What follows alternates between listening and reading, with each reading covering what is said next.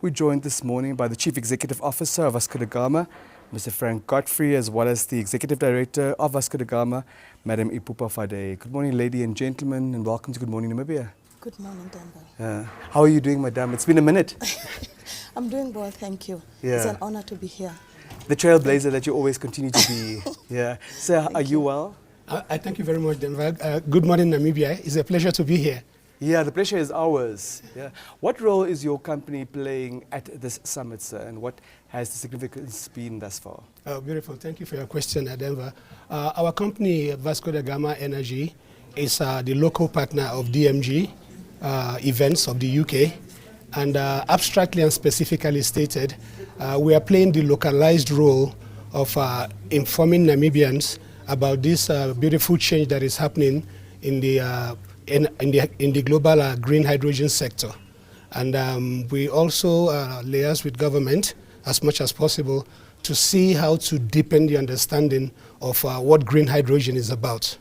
So in a nutshell, in the ongoing Global Africa Hydrogen Summit, as a result of our efforts, about 730 million Namibian dollars have been committed by the European Union in 4 projects. And all of this is due to the effort of the Namibian government and people like my colleague Ipupa and myself. Thank you.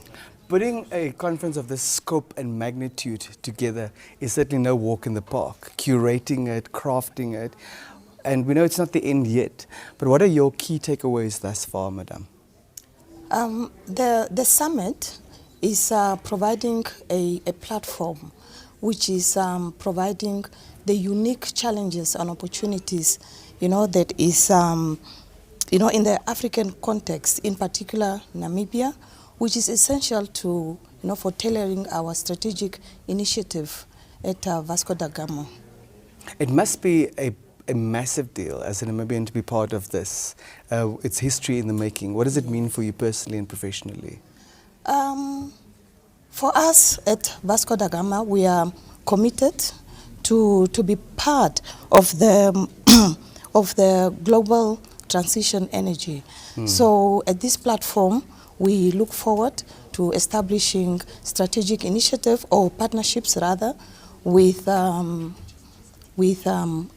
industry leaders, government institutions, and technological innovators. Indeed. Yes. Mr. Godfrey, now you are a leader in the energy sector in general. Yes. And if we're talking energy, we're certainly not only talking green hydrogen, we're also talking oil and gas. Of course. And 2 things can be true at the same time. It need not be mutually exclusive. Without a doubt. For those battling to understand the marriage, yes.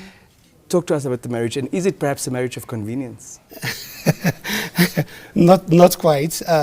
But to answer your question abstractly and specifically, globally, presently, we are headed towards energy transition.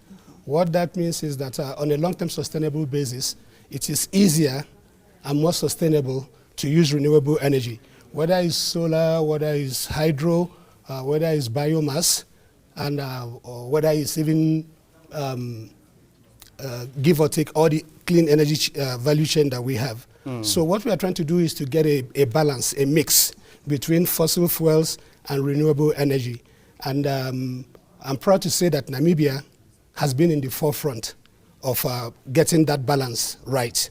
So with 27 billion barrels already discovered presently in Namibia offshore, and the vast energy resources from sunshine, from wind and water, I think Namibia is very, very uniquely positioned, to drive the energy transition on the African continent. Yes. Anything that you'd like to add to that, Madam?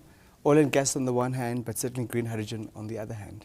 Yes. At Vasco da Gama, being an energy company, we look forward to use our expertise as well, which we have in the oil and gas industry, to bring it also to the fore in the green hydrogen. Now, we want to be the leader ultimately, not only on the African continent, but on the globe, sir, regarding green hydrogen production. What do you see as some of the hurdles, some of the challenges that this summit will also help us craft a way forward on to overcome as soon as possible in order to accomplish that goal and that ambition? Okay, again, thank you very much for your incisive questions, Denver. The government of Namibia has taken very proactive steps, to see that the level of education and training in the oil and gas sector is accelerated.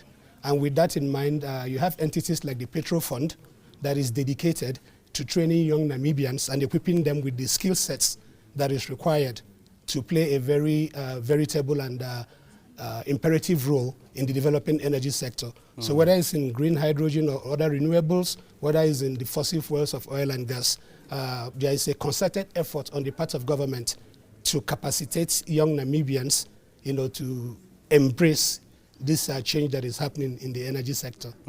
Yes. Now we've got a busy day ahead of us, and as we're starting to wrap up our conversation this morning, because you've got your work cut out for you, what is it that you look forward to most about today? We believe that the green hydrogen has the potential to be a game changer, not only in Namibia, but on the entire continent. And you're helping us make it happen. Absolutely. Yeah, yes. yeah. What are you most excited about today? Well, today is actually a culmination of the dynamic work that Vasco da Gama and DMG events have done to make sure that we sensitize and assist what government is doing in Namibia. So today, a lot of foreign direct investment has come into Namibia. The money is here. The money is here. Yeah. More monies are being committed. Yes. And as a lot of capital projects has been instituted. We like the sound of that. As a result of what has happened in the last 3 days. I'm sure you saw the Honorable Vice President yesterday, and Ms. Monica Gengos, our former First Lady, make intense presentations about all the positive outcomes that is resulting from foreign direct investment, putting Namibia on the map, even in such areas as tourism in Namibia. Of course. So this whole 3 days of intense green hydrogen summit has also opened a lot of vista and opportunities for the Namibian people. So we are very pleased and we are honored and we are very proud of what the Namibia Broadcasting Corporation has been doing in terms of putting Namibia on the map, yes. Thank you so much. Thank you very much. That's so generous of you. It's ours. Is there any dispute in your mind that Namibia is on the map, or do you think we have now finally made it? We are finally there. Yes. Yes. Any final thoughts before we let you go, Madam?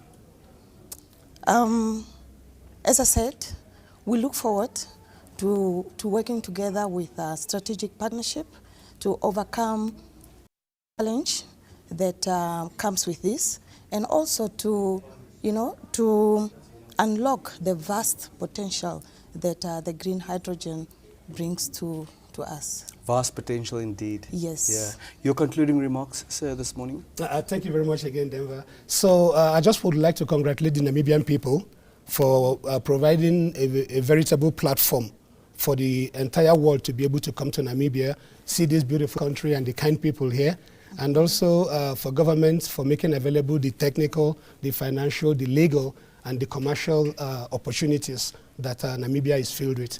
So we are very gratified by that. It takes beautiful and kind people to recognize other beautiful and kind people. Absolutely. Thank you for your kindness, and thank you for your beauty, and thank you for your time. It's Thank you for your role in making all of this possible. Thank you so much. Thank you for having us. May today be a resounding success. Amen. I think it will be. Thank you. Yeah, it already is. Yes. Yes, Yeah. yes, it is. Thank you also for your kind remarks about the Namibian Broadcasting Corporation. It's a We pleasure, take our sir. statutory mandate very, very seriously. Thank you. Yes. You guys do a good job. Thank you. Yeah. Thank you. Yes. They have the Chief Executive Officer, Vasco da Gama, Mr. Frank Godfrey, as well as Madame Ipupa Fade. She's the Executive Director at Vasco da Gama, talking to us about their role at the inaugural Global African Hydrogen Summit. Also talking to us about the marriage. And according to them, it's not a marriage of convenience between oil and gas on the one hand and green hydrogen on the other hand. Namibia needs to strike a balance, and we are taking the lead, according to them, as far as that's concerned. Ultimately, it's about the economic emancipation of our people. Keep it locked here.